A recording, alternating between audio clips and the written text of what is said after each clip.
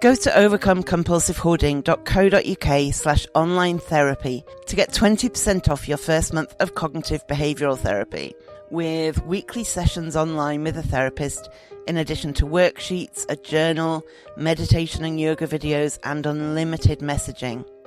There's strong evidence that CBT can help people who hoard, and accessing therapy online can be affordable and accessible. Find out more and get your discount at overcomecompulsivehoarding.co.uk/online therapy.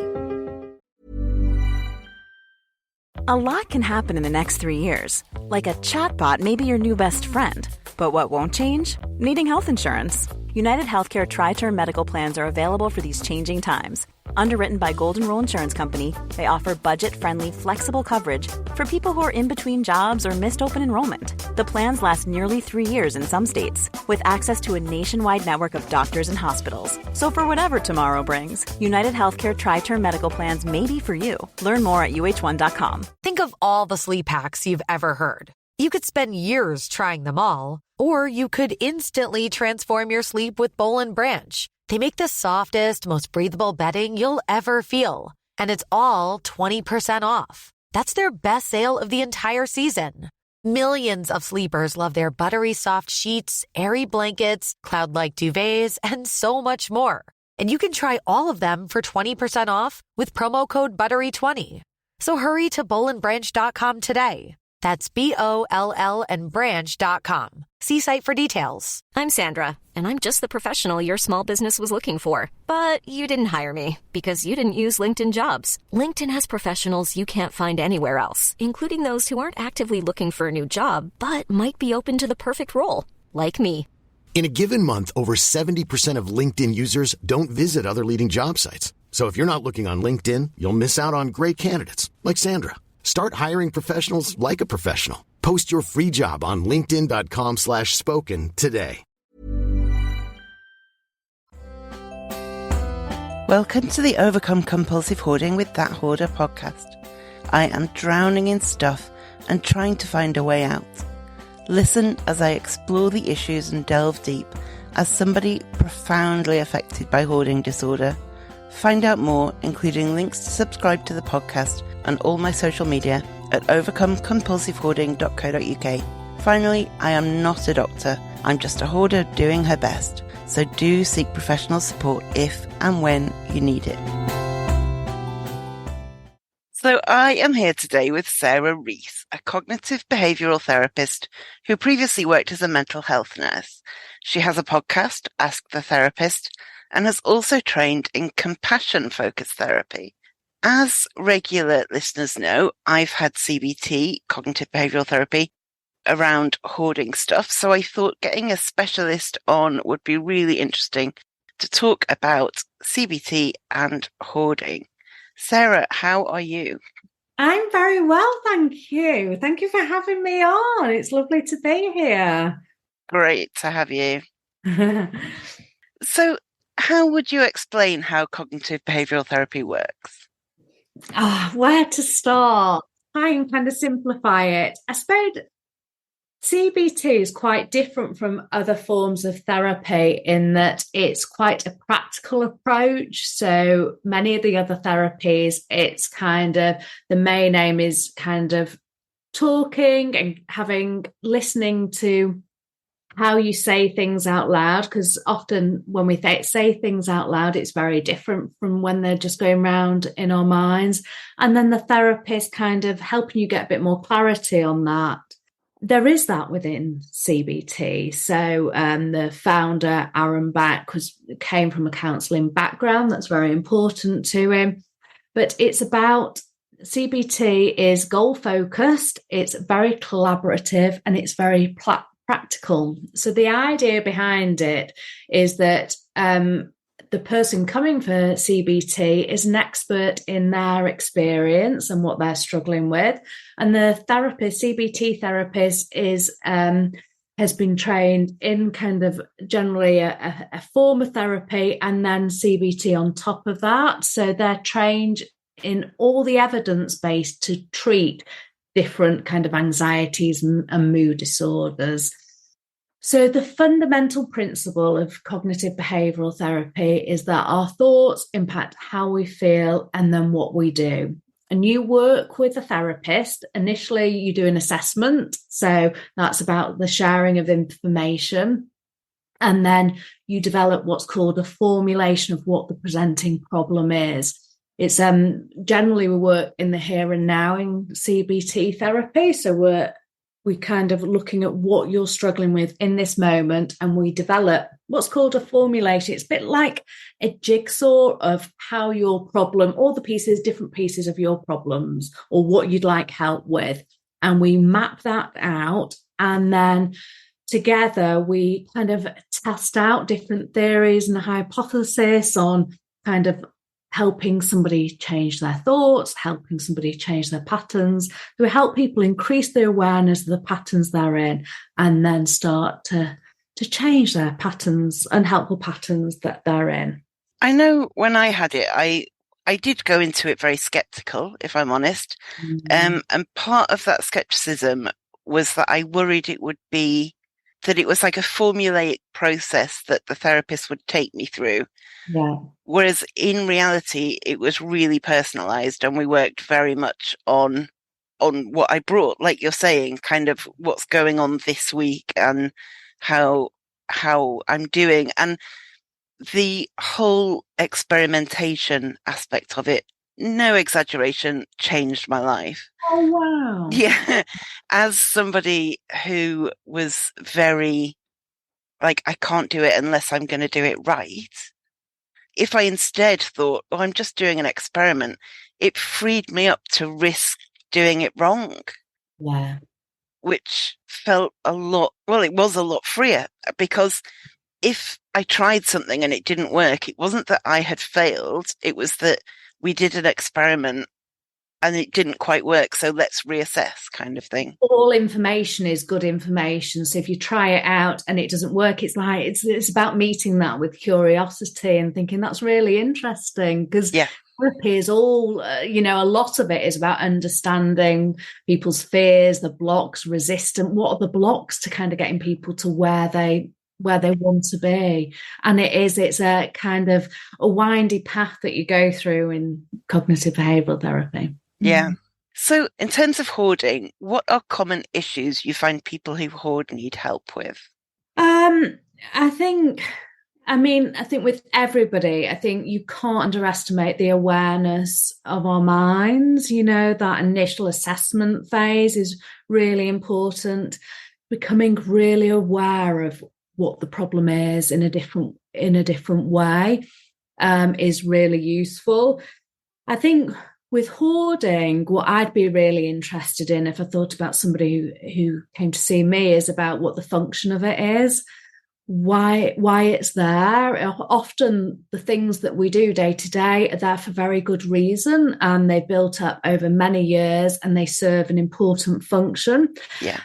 So it'd be looking at how is this developed as a strategy? I think so that would be the first thing. And some people would know that, and some people it might have gone on. I think it's one of those conditions that generally by the time somebody comes to therapy, it's been going on for years and years. You can kind of lose why it started, or sometimes there is a traumatic event or, something that people can really connect with it, and sometimes they can't. I think from my understanding of hoarding, it's often around kind of a way of managing behaviours, kind of different emotions like security, safety, so it's thinking about the emotions that it's supporting and what emotions. Hoarding is linked with OCD, although it is a separate condition in itself, but often we do a behaviour because it settles down an emotion that can make us feel more secure, less vulnerable, safer. So you'd be wanting to think about which emotion it's soothing, and helping people put in place other strategies. Because if you're going to take away one behaviour, which would be the hoarding, you have to, if that's meeting a need, you need to be replacing that with something, so you're not leaving people without useful tools. helping people develop a more compassionate approach to themselves. Like you mentioned in the introduction, that I've been trained in compassion focused therapy. And I was trained by Professor Paul Gilbert, and he was a CBT therapist. And when we've looked at when CBT doesn't work that well, often people have been very critical of themselves. There's a lot of shame, and that can really block the effectiveness of therapy. So often many CBT therapists are now trained to ask people how they're talking to themselves. Are they encouraging themselves, being their compassionate, supportive coach, or are they being really harsh and critical? Because hoarding is one of those things that maybe you've got really angry with yourself because you've tried a number of things that haven't worked. So you'd want to be softening that self-criticism down so that therapy can be as effective as possible.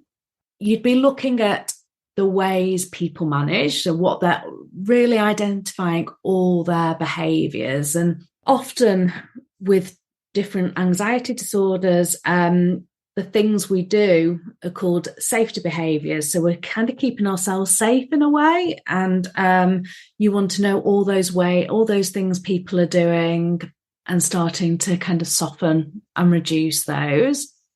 There's lots of education around hoarding. So that's something CBT therapists do that might be different to other therapies as well, in that there's lots of education around how the brain works, how different mood disorders affect us. And that can be really helpful in helping people understand what's going on for them. And with that understanding, you have kind of more control and feel more powerful in resolving and kind of working towards recovery. I think I'd be interested in exploring people's belief systems around possessions, what their kind of core beliefs are around having stuff. I mean, we live in a world now where we're very much about kind of having more and more stuff. If I think about, go back to my grandma and, her wardrobe, she used to have a weekend outfit and during the outfit, and that's it. So, but she used to say, because she was from the war era, she used to save every bit of tinfoil, and there's anything that had a practical use would absolutely, mend and make do. And, if it's not broken, don't throw it away. So I think getting to the heart of people's belief system around possessions and responsibility and control as well. Some people kind of hoard stuff or keep stuff because they out of threat. So they might kind of pick up broken glass on the street or things that they think could be a danger to other people, and you'd want to understand that. And mindfulness can often be helpful for people. I think, helping people regulate their emotions, calm their mind down so that they are more able to kind of go through with the different experiments they might try.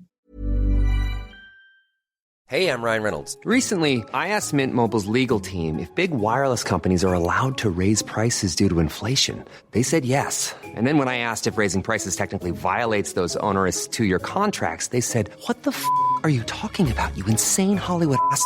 So to recap, we're cutting the price of Mint Unlimited from $30 a month to just $15 a month. Give it a try at mintmobile.com/switch. $45 up front for 3 months plus taxes and fees. Promo rate for new customers for limited time. Unlimited more than 40 gigabytes per month. Slows full terms at mintmobile.com. 1-800-Flowers.com is more than your birthday, anniversary, or just because gift-giving destination. We put our hearts into everything we do to help you celebrate all life's special occasions with friends and family. From our farmers and bakers, florists and makers, everything from 1-800-Flowers is made with love every step of the way, because we know that nothing is more important than delivering a smile. To learn more, visit 1-800-Flowers.com/ACAST. That's 1-800-Flowers.com/ACAST.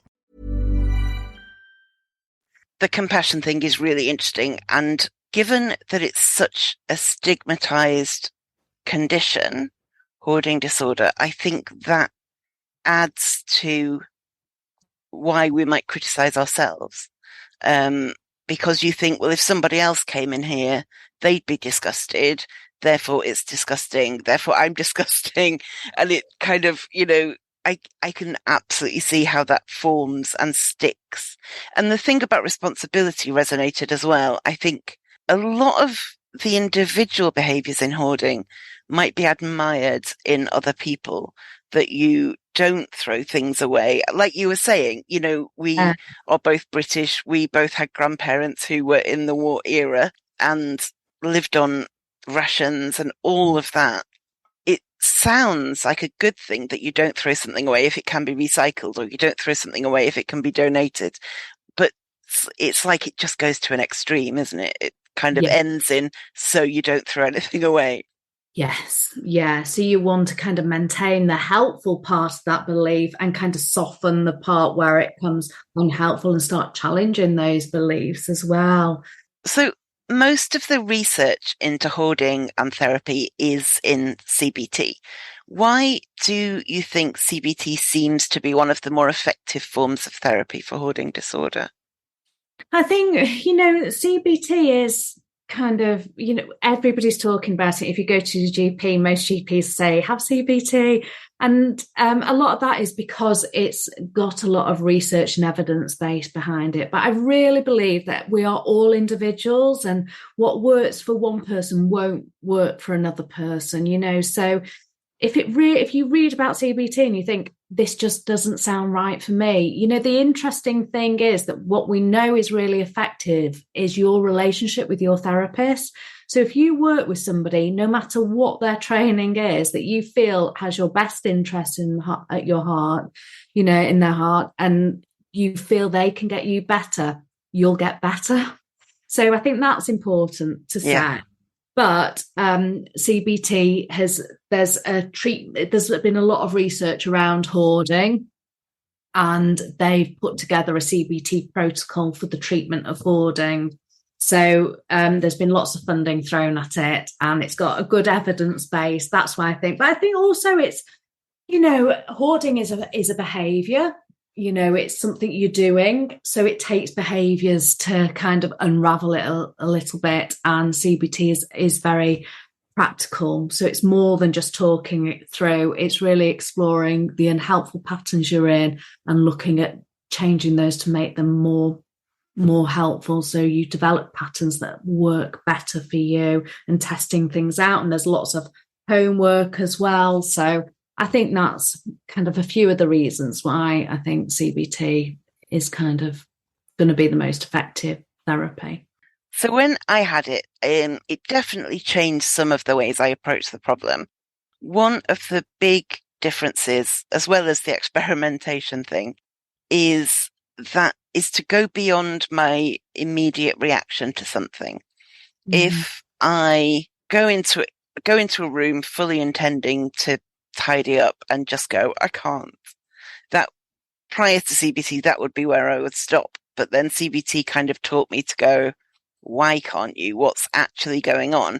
And then if I could identify what was actually going on, I was in a much better position to address it. Is that something you've come across before, that kind of stopping at an automatic thought versus challenging it and making more progress?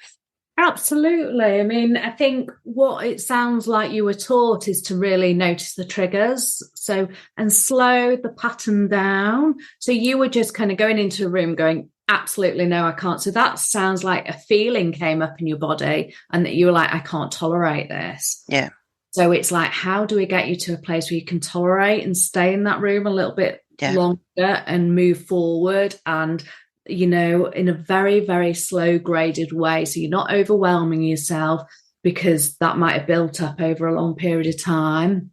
So you were noticing your triggers, and then you were slowing down the pattern, weren't you? Thinking about how you felt, thinking about the thoughts you came up, and then you started to challenge those thoughts.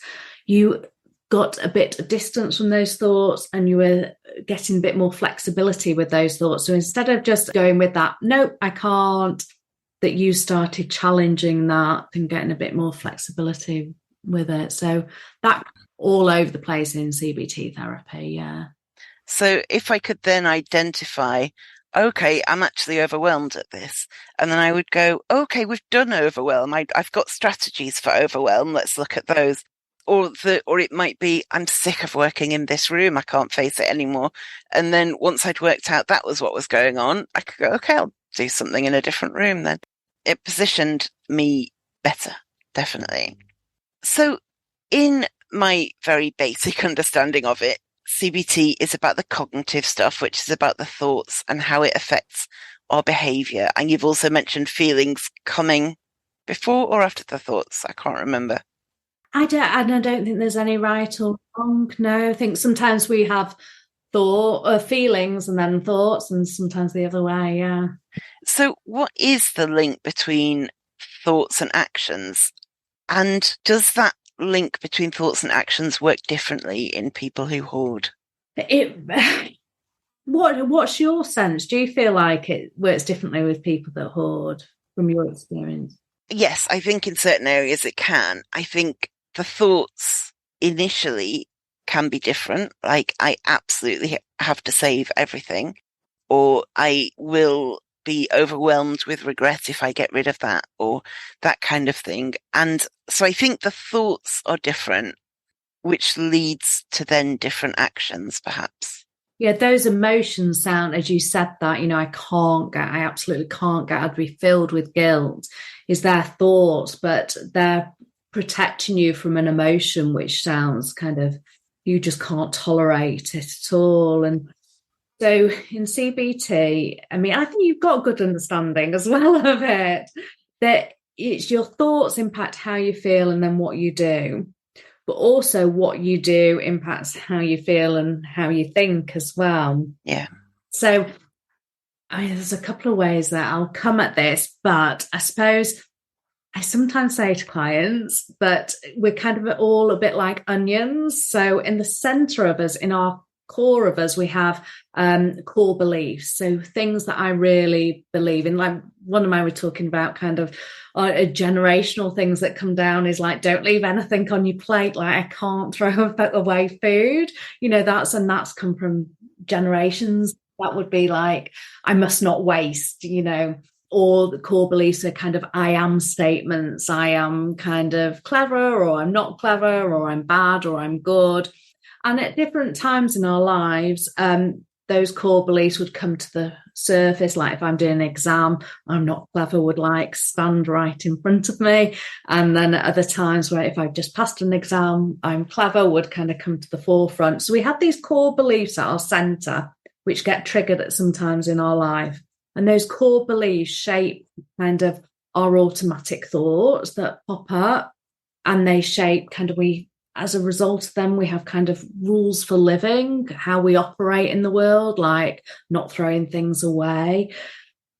And that influences how we think and then how we feel. So sometimes it's, the thing with CBT is it's cognitive and behavioural therapy. Sometimes I think it depends what training course you go on, and generally if you can change people's behaviour, it's easier to do. Sometimes changing people's thoughts, the way they think about stuff, it's harder to get to. It can be a bit more ingrained. So if you can start changing people's behaviour, if you had the homework task of every week you've got to remove one thing from your house, the first time you do that, it's going to be really overwhelming. But if you did that for kind of 20 weeks, by the end of 20 weeks, it'd be a lot easier because you've learned through that behaviour, you've learned to tolerate that feeling, and then that would shift your thinking. And then working with thoughts, is kind of getting people to notice thoughts and then starting to challenge them. But ultimately, another way to see it is that we have two parts of our brain. We have our logical thinking part of our brain, which is in our prefrontal cortex. And then we have our emotional brain, and they're just not linked up. Our emotional brain is a little bit crazy and can just fire at times. So if I feel overwhelmed, that's going to trump things because we're built for our survival. So if I feel in danger or at risk or emotionally overwhelmed, that kind of often trumps logical thinking, which is maybe another reason why sometimes it's easier to work with behaviours, And similarly, I think the existing behaviours can reinforce our thinking. So if we say, I'm going to get rid of a bag of rubbish, and then you don't, your brain can go, see, it's too hard.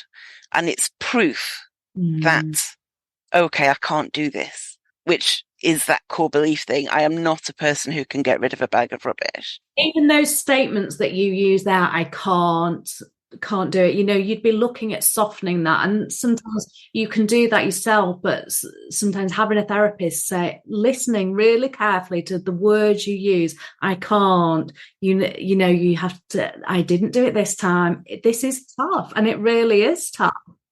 But it's not that you can't, it's you working towards it. So. Definitely. And even often I find that just a careful question or a rewording can change the way you frame something altogether. I had a guest on, and we did an episode on perfectionism, and she described it as a form of rigidity, of being rigid. And something flipped in my brain from thinking of perfectionism not as a positive. I never thought it was a positive thing in my life, but I thought of it as fairly neutral and something fine. But as soon as I heard it framed as being rigid, I thought, that's not a quality I want. And immediately started, when I spotted that, I switched my thinking from, oh, I'm just being a perfectionist to I'm being rigid. And then I would think, well, I don't like that, so I'm going to do it differently. And that was just one sentence, and it completely flipped the way my brain works on that one issue. A careful question from a therapist can, okay, you say you can't. What actually happened was you couldn't yesterday, kind of thing. Yeah. Why couldn't you? And how can we do it differently?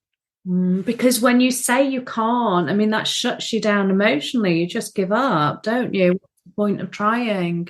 Yeah, that's an example of our thoughts impacting how we feel. So, how we talk to ourselves is really important because we're always listening to ourselves. Yeah. And most of us, I think, hoarders or not, give ourselves a really hard time a lot of the time. Really? I think a lot of people, just like looking at my friendship group, a lot of the self-talk is very critical. Oh, I failed at this. I can't do this. I'm rubbish at this. Rather than, wow, my kid's still alive at the end of the day. And I've still got my job, and I did really well in that meeting. And we don't think in that way, mostly, I would say. Absolutely. And it really underpins a lot of anxiety, a lot of distress and low mood. It's, life is really tough. And if you're living with a condition that's really impacting your life, it's being hard on yourself. It's understandable where that comes from. We have a negative cognitive bias. We're built for survival. So we're meant to, our brains work in a way to look for dangers, look for threats. So that's how your brain's wired. But, adding a layer of kind of criticism and negative self-talk is really tough. It makes working with our struggles even harder. It's a hard way to go through life. Absolutely. So we have not been kinder to ourselves, for ourselves and for everybody around us, because when we're looking after ourselves, we're much nicer to be around. When we're critical, it keeps us in a very threatened mindset, which is very narrowed and very inward focused. Because if I'm struggling, I'm just focused on me. And when we're calmer, we're feeling happier in the world, we're more outwardly focused on other people. So it's better for ourselves and for the people that we love and care for as well. Absolutely. Are there any CBT techniques that listeners can try to apply to their own lives and their own hoarding behaviours? Obviously, working with a therapist is the ideal, but if that's not available to somebody for whatever reason, are there techniques people can take away and try and apply? Well, I'm a really big advocate for journaling, and that came from a number of years ago. I had a health condition I had a thyroid condition, so I was feeling really tired all the time and really struggling. And the NHS can kind of put you on a tablet and then send you off on your merry way, and everything should be fixed, and it just wasn't fixed. And I thought, I've got to start applying this stuff to myself. So I developed something called the CBT journal, which is basically for, like you say, lots of people don't have access to CBT therapy, or they're nervous about CBT therapy. They're, scared. Some people don't come because they're scared. What if it doesn't work? And then it's the only thing that's going to help me. There's so many blocks to kind of. I literally only did it because it was the agreement with the housing officer to, keep my tenancy. Like, it was part of, and so I went into it thinking it wouldn't work. And so it was enforced therapy you had? Pretty much. I mean, not formally, but it was like I knew I had to agree to things changing, and that was a good way to show that I was committed. Yeah. But even so, even though it wasn't fully my choice and I didn't think it would help, it was genuinely helpful.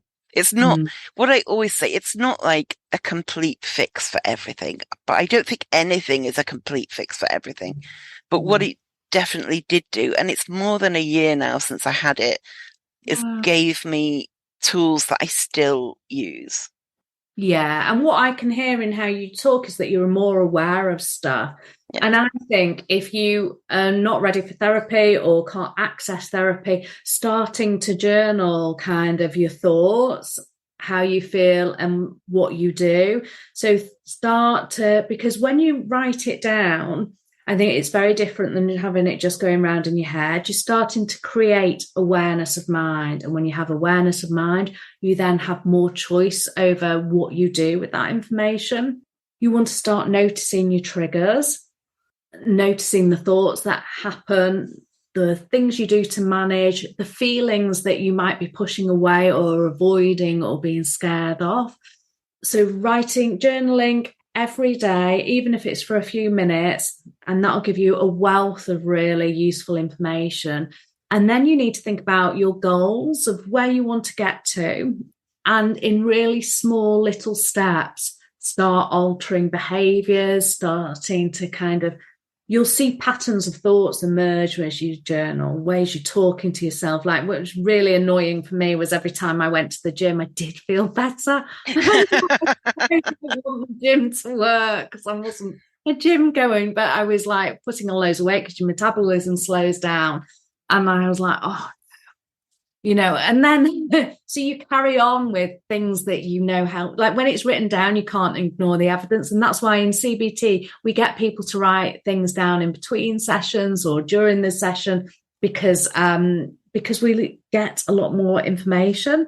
So there's something called exposure response prevention. Have you heard of that? Yes, I spoke to somebody about OCD and hoarding, and she does exposure response prevention therapy. I found that really hard to say. All through the interview with her, I found it exposure response prevention therapy. But yes, talk about it. It's the only time I covered it. So yeah. Yeah, ERP, which is easier to say, but it is response prevention. So if you have a fear, like you're scared of going into the supermarket, that would be your fear. That in a very graded way, in CBT, we'd help you to go towards what you're scared of. So if it's like with hoarding, throwing something away, you'd set yourself a small goal. The exposure would be kind of moving towards something you're scared of in a very graded way. So because when you overwhelm yourself, there used to be something called flooding therapy. So if you're scared of spiders, you'd be put in a room with loads of spiders. And it didn't work because people just got hysterical. But if I was in a room with a spider in the corner and then eventually on my hand, I'd get used to the spider. I'd change my belief systems around it. So if your fear is throwing something out, you see if you could just maybe start moving stuff to a different part of the house, nearer the front door, and then maybe out the front door to the side of the bin, then in the bin. You do it in a very graded way and without doing any of the safety behaviours that you would normally do, which might be I guess with hoarding, often it's a lot of avoidance. Yeah. And also checking, I've got to check the bag again before I throw it out to check nothing fell into it that's not supposed to be there, or to check I've not made any wrong decisions about anything in the bag of rubbish. For me, when a bag is ready to go, I tie the top, and that is quite a useful way for me to put like a full stop on it, go, that bag is now ready to go. And I really, really, really try to never untie the top of a rubbish bag and check it again. It's almost ceremonial. The top is tied. It's done. The more we check, we think we're trying to get more certain, but you get more, it creates more doubt. Absolutely. So the more we check, the more uncertain we become. We don't get more certain. So checking is quite very common safety behaviour, making sure. And what happens is you lose that ability within yourself to trust that you haven't. You lose confidence because you're so unsure. Yeah, absolutely. Yeah, I recognise that a lot. So if people want to find you online, where can they do so? So I have a website where I have lots of blogs on. I've not written one about hoarding. You've inspired me to, though. So I do lots of blogs around kind of different mental health topics and therapy and journaling as well. My website is Sarah D. Rees, and Rees is spelled RWS.co.uk. I'm on Instagram, sarahbrees.co.uk on Instagram. I'm on Facebook. Where else am I? I am on Twitter. I'm all over the place. I'm probably most active on Instagram. I will put links to all of those in the show notes. And your podcast, is that live at the moment? It is, yes. So at the moment, I've got a free guide you can download from my website. It's called The 6 Steps to Resilience. I talk about journaling in there. There's what I found when I work with clients is that there's kind of key things I kind of go through with most clients to kind of get a good foundation of psychological well-being. So I talk about mindfulness, journaling, gratitude, reducing self-criticism, getting the basics of kind of self-care right. And I put them together in a guide. And so that you can download that for free on my website.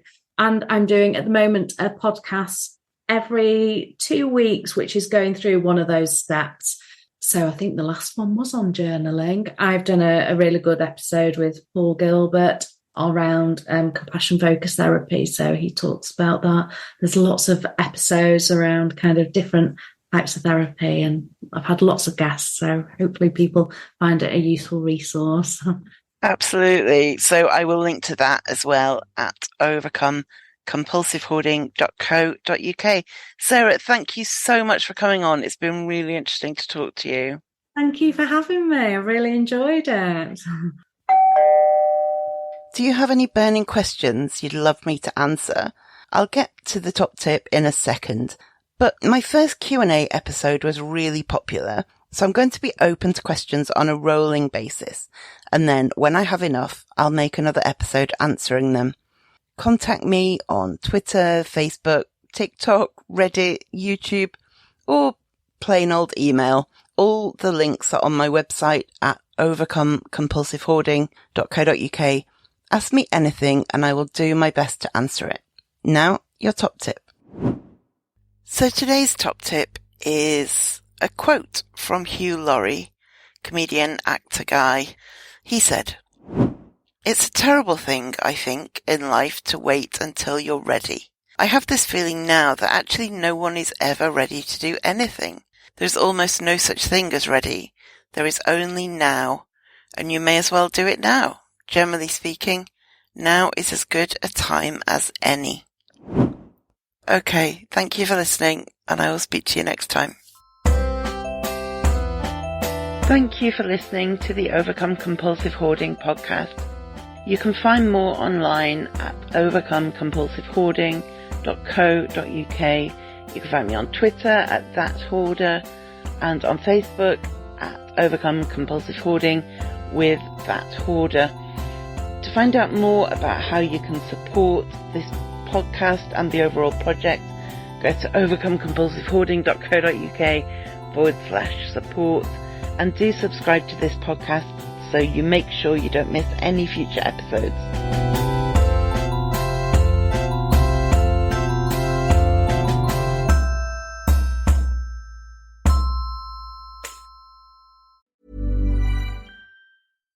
When you make decisions for your company, you look for the no-brainers. And if you have a lot of mailing to do, Stamps.com is the ultimate no-brainer. It streamlines your processes to make your business more efficient, which makes you less busy.